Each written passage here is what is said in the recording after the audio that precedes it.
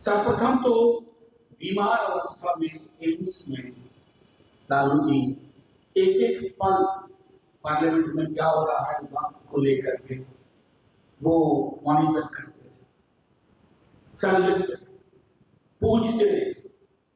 नेता प्रतिपक्ष एक एक मिनट यहां से देख रहे। हमारा आंकड़ा दोनों सदनों में बहुत अच्छा था, और ये मैं दोबारा कह रहा हूं आपके समक्ष, ये सिर्फ मुसलमानों की लड़ाई नहीं थी। मुसलमानों के लिए हिंदुओं, सिखों, ईसाइयों, बुद्धिस्टों की भी लड़ाई थी। सब ने मिलकर के ये संघर्ष किया। सदन के अंदर कितने सदस्य मुस्लिम हैं, लोकसभा हो या राज्यसभा, ये हिंदुस्तान की अस्मिता, भारतवर्ष की पहचान की लड़ाई बनती है। और शायद ये संदर्भ माननीय सर्वोच्च न्यायालय तक भी गया, जब सदन के अंदर ये फैसला अंक काफी होने के बावजूद सरकार ने अपने पक्ष में सदन का बहुमत हासिल किया। नेता प्रतिपक्ष तेजस्वी जी ने फौरी तौर पे कहा अब कानूनी लड़ाई लड़ेंगे। राष्ट्रीय Janata Dal one of the earliest petitioner इस पूरे मसले में, और जो 10 पिटीशन पर माननीय सर्वोच्च न्यायालय ने चर्चा की, उस 10 में प्रमुखता से राष्ट्रीय जनता दल का पिटीशन। मैं ये बात इसलिए अंडरलाइन कर रहा हूं कि ये सियासत का सवाल नहीं है राष्ट्रीय जनता दल, ये सवाल इस देश की पहचान का। और मुझे बेहद खुशी है कि 2-3 जो महत्वपूर्ण पहलू थे उस पर सर्वोच्च न्यायालय ने एक दिशा दी, जैसे वक्फ बोर्ड और वक्फ काउंसिल, सरकार को अंडरटेकिंग देनी पड़ी, उसमें कोई नियुक्तियां नहीं होंगी, उसकी संरचना में कोई बदलाव नहीं होगा। नॉन मुस्लिम्स की मौजूदगी, उसके बारे में भी स्पष्ट तौर पर निर्देश दे दिया गया कि एक्स ऑफिसियो जो पहले के अलावा कोई नहीं। तीसरी चीज, समुदाय की अपनी स्मृति होती है। सदन में भी लोगों ने कहा कोई चीज 600 साल पुरानी है, 800 साल पुरानी है, 900 साल पुरानी है, किनको कहां से कागजात हुआ। अभी बिहार में जमीन का सर्वे हुआ, कई लोगों के पास कागजात नहीं, और एक लोक स्मृति को असल में सोच क्या, इस भाजपा की सरकार जो कि बिहार में भी विद्यमान है, दोबारा से नीतीश जी के अंतरात्मा फिर जब उस करवट बैठी, इनकी ये अर्थव्यवस्था संभाल नहीं पा रहे।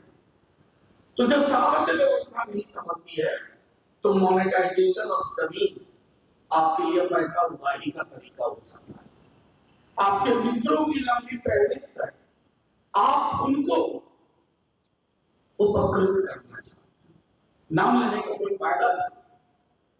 अभी बहुत सारे मसले हैं, वक्फ का जो संशोधन आया, जो विधेयक, जैसे 5 साल प्रैक्टिसिंग, अब ये ऐसी चीजें हैं कहां जाकर के एम्प्लॉयमेंट एक्सचेंज की तरह तो है। एम्प्लॉयमेंट एक्सचेंज में आप जाके कहते हैं तो उसी तरह के मुस्लिम एक्सचेंज, हिंदू एक्सचेंज की, मैं हिंदू हूं, मैं मुसलमान हूं, मैं 6 बरस से हूं, मैं 4 बरस से हूं, मैं 7 बरस से हूं। ऐसी सरकार को ये संदेश गया कि बहुमत का मतलब बुलडोज करना नहीं होता है।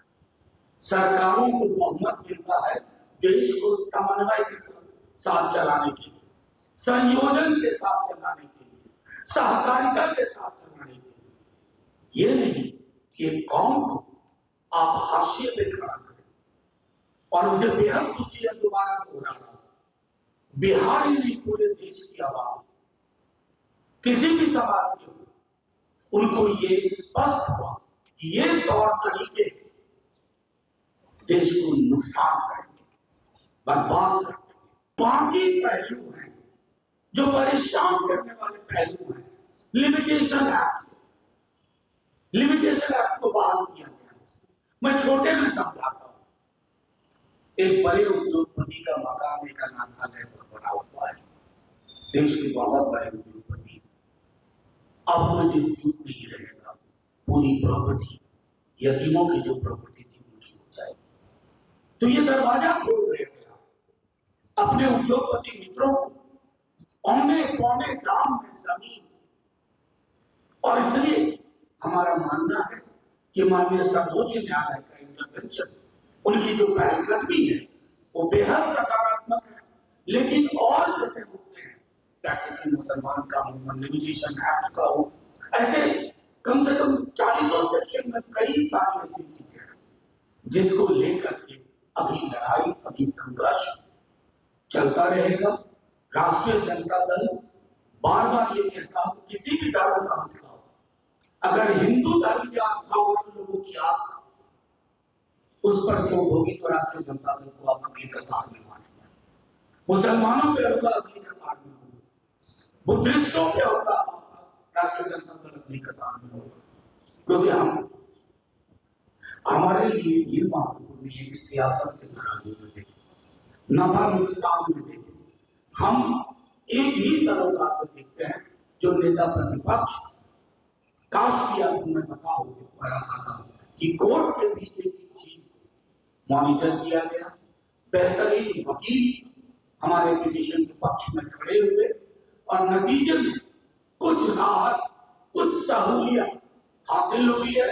लेकिन ये पूरा का पूरा मुद्दा आगे जाएगा और भाजपा की सरकार, केंद्र की सरकार को भी संदेश है, देश के मिजाज को मत तोड़िए। मैं बार बार कहता हूं, इस देश में हर किसी को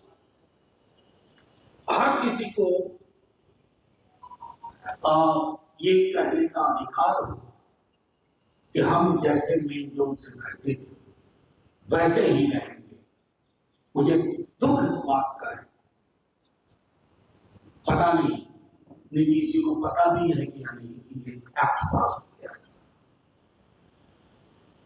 शायद पता हो तो चिंता का विषय है, अगर नहीं पता तो उससे बड़ी चिंता का विषय है। ऐसा नहीं होता कि सत्ता में बने रहने के लिए सरोकार से समझौते किए जाए। और मैं एक आखिरी टिप्पणी करने से पूर्व से अपने साथी से कहूंगा, मेरा मानना है कि आपके माध्यम से इसको लाने का मतलब था कि आपको ये बताएं कि ये एक अर्धविराम है।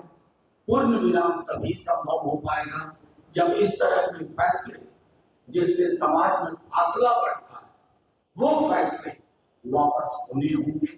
और ये बात हम गांधीवादी तरीके से करके दिखाएंगे। हमारे पास बाबा साहब अम्बेडकर ने संवैधानिक उपकरण दिया, उसका इस्तेमाल हमने किया कोर्ट में। गांधी जी ने सत्याग्रह दिया, उसका इस्तेमाल हम सड़कों पे करेंगे। सड़क से संसद एक ही बात, इस देश को मिजाज को मत बिगाड़ो। आपके पास बेरोजगारी के लिए कुछ बोलने को नहीं है, सामाजिक सौहार्द के लिए बोलने को नहीं है, बदहाल स्वास्थ्य व्यवस्था पर बोलने को नहीं है, स्कीम वर्कर्स की हालत में उस पर बोलने को नहीं, सामाजिक न्याय पर बोलने को नहीं। तो आप क्या करते हो? आप डॉमिनेशन पॉलिटिक्स करते हो। ऐसी चीजें लाई जाए जिससे अपनी असफलता को छुपाया जाए। लेकिन ये हिंदुस्तान है, ये भारतवर्ष, यहाँ मैं समझता हूँ कि यही मिजाज जीतेगा। यहाँ मुश्किल है हिंदू को मुसलमान से अलग करना, मुसलमान को हिंदू से अलग करना, हिंदू मुसलमान को सिख ईसाई से अलग करना। कर नहीं पाओगे। कई लोगों ने माजी में भी, अतीत में भी कोशिश की, वो सारी कोशिशें नाकामयाब हुई, ये भी होगी। आपको मैं बताऊं, मेरी पार्टी ने डे वन से इसके खिलाफ होता है। देखिए, इस देश का मिजाज है शांतिपूर्ण प्रदर्शन। हिंसक प्रदर्शन कहीं भी हो, उसके पक्ष में किसी को नहीं खड़ा होना चाहिए। जान हिंदू की जाए, मुसलमान की जाए, सिखों की जाए, ईसाई की जाए, दलित की जाए, पिछड़े की जाए, अगड़े की जाए, जान तो भारत के नागरिक की जाए। भारत के नागरिक की जान से बड़ी कोई चीज नहीं। इस पर कतई, और मुझे उम्मीद है कि केंद्र की सरकार, बंगाल की सरकार, मिलकर के मुर्शिदाबाद के हालात को सामान्य करें, क्योंकि चुनाव आएंगे जाएंगे, पार्टियां आएंगी जाएंगी, लेकिन अगर देश ही नहीं रहा तो क्या हासिल है? आप देख सकते हैं हमारे तमाम साथी जो इस वक्त उपलब्ध हो सके, हम सब आपके समक्ष हैं। कुछ बातें कल के माननीय सर्वोच्च न्यायालय के जजमेंट तो नहीं कहूंगा, जजमेंट तो भी इंटरिम है, 5 मई को अगली सुनवाई है, लेकिन माननीय मुख्य न्यायाधीश की सदारत में जो बेंच जो उसने फैसला दिया है, जो एक दिशा दी है, वो बहुत महत्वपूर्ण हो जाती है। वक्त संशोधन के मामले में संशोधन पहले भी हुए थे इस देश में, लेकिन कभी भी साझा तहजीब को बिगाड़ने की कोशिश नहीं हुई। मैं देखिए, हमें जो करना था नेता प्रतिपक्ष ने कर दिया। अब ये तो आप भी मानेंगे ना, लकीर तेजस्वी जी ने थोड़ी लंबी खींच ली है।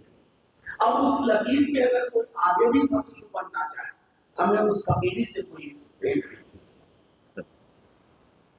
कोई और सवाल?